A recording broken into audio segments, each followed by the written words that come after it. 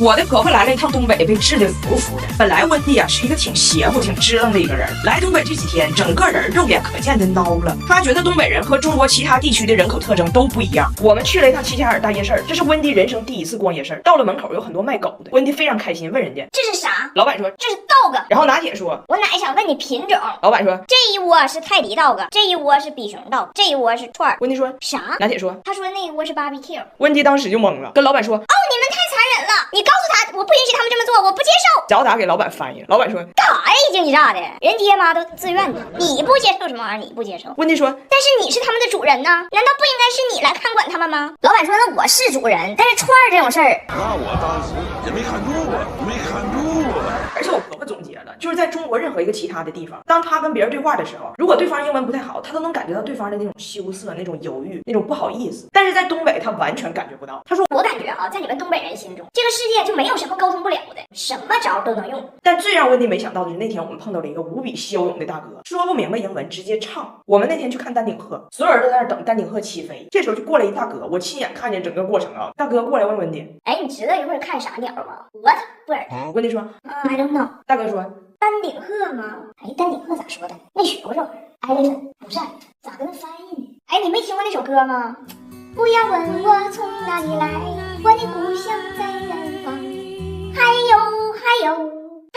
有梦中的丹顶鹤，哎，丹顶鹤，对吧？然后大哥啪一下拍我一下，你不知道这歌吗？他没听过，你还没听过吗？我说大哥，我听过，但是那是橄榄树，橄榄树。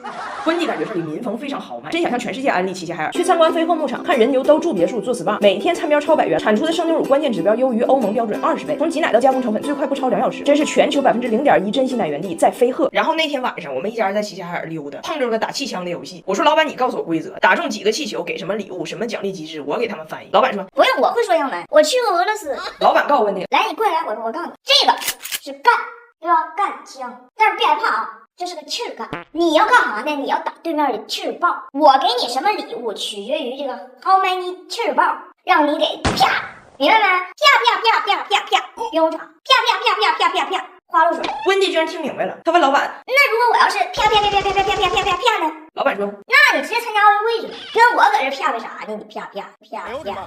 然后老板指导温蒂射击姿势的时候，直接就上东北话。下壳搁这儿，把那盆让我带你，下壳贴上。发现这外国人完全听不懂，老板思索了一秒，觉得问题是音量和语速，而不是他的东北话。于是他把东北话更大声的跟温蒂说了一遍。温蒂说，我听不懂他说话是因为我不是东北人，不是因为我聋，你让他别喊了行不？扎铁的旁边都急了。温蒂终于找到了全中国他最喜欢的景点——成都荷花池小商品批发市场，相当于西南义乌。温蒂在成都看完大熊猫，回酒店的路上路过了一个批发市场，在这里他的世界崩塌。刚在景区买的熊猫，他花45，这儿一模一样，50一兜子。更夸张的是，他在这里找到了很多他在加拿大重金买的东西，比如他和他俩闺女3个女人集资在加拿大给早达买的生日礼物，100多刀的卡通小相机，比如他给我妈花180刀买的碗，还比如温蒂老公一直想买又舍不得的大金表，都以3到40人民币的价格摆在了他面前。温蒂心情很复杂呀，他的第一反应是他的世界崩塌了。温蒂震惊了，他跟我说，你妈要是知道我给她买那个碗在中国就能买着，而且才35块钱，不得生气呀？我要是她，我当场就得不高兴。我说别担心温蒂，她其实现在跟你也没好。温蒂就开始琢磨了，想买一大堆大熊猫回加拿大卖，结果发现有一个嘴缝反了，长得挺反讽的。温蒂说这个有瑕疵，让老板给打折。老板说你要想要没瑕疵的，你就买旁边这些贵的是纯外贸的。这是外贸的哈，真东北。温蒂说我知道，我这些年买的就是这些纯外贸的，要不我咋穷呢？我就买那些有瑕疵的，我再把它们缝回来。我心想这老太太还真是个苗子，这哪是我婆婆呀，这将来就是一个进出口口岸。我说温蒂好好说，别着急，你好日子搁后头。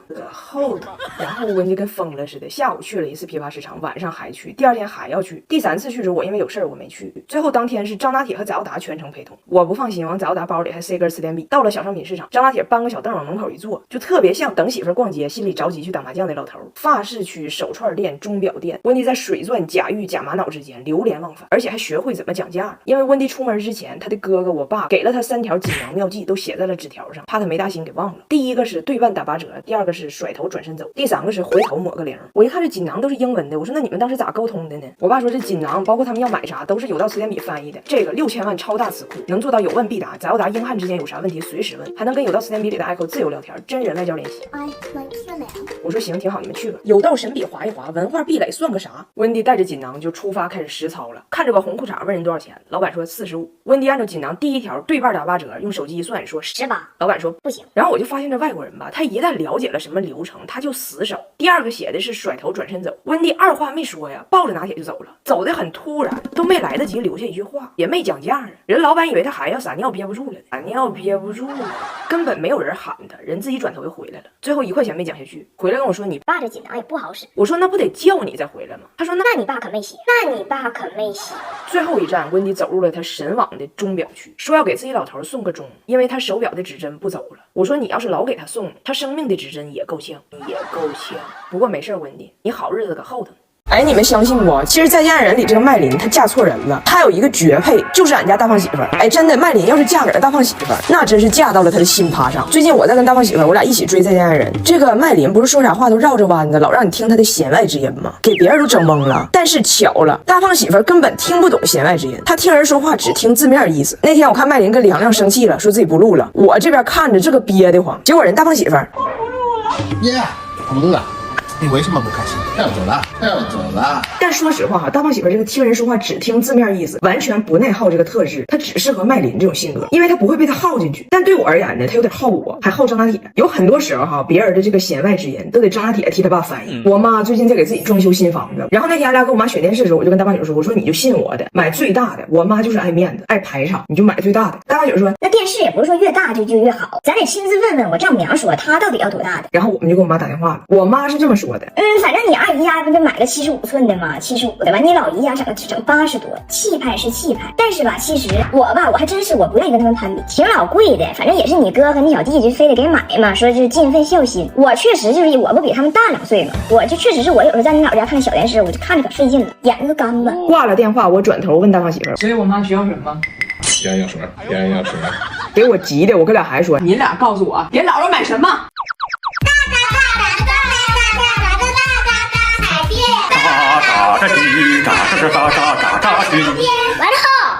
完了钱哪天？哦，对，完了钱。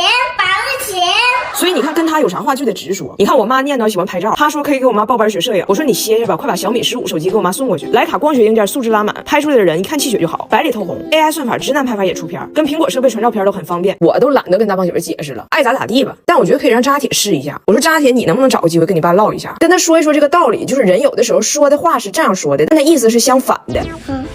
妈妈，你懂吗？姥姥说它不要太大，意思就是它要最大。为什么？吃饭的时候，妈妈说咋不撑死您呢？妈妈是要撑死您吗？妈妈是说，你别撑死我。真的吗？真的。我看电视的时候，妈妈说，你一直看啊，你别睡觉，明天也别上学。妈妈是让你不睡觉吗？不是，妈妈是让我睡觉。对啊，你想看电视？不是，你问妈妈要自行车的时候，妈妈说我看你像个自行车，是说你像自行车吗？对。为什么？因为妈妈说我像自行车。不对，妈妈说的是我像自行车。我像自行车。我是自行车。妈妈说我像自行车。你这都掉。我像自行车。爱咋咋地吧。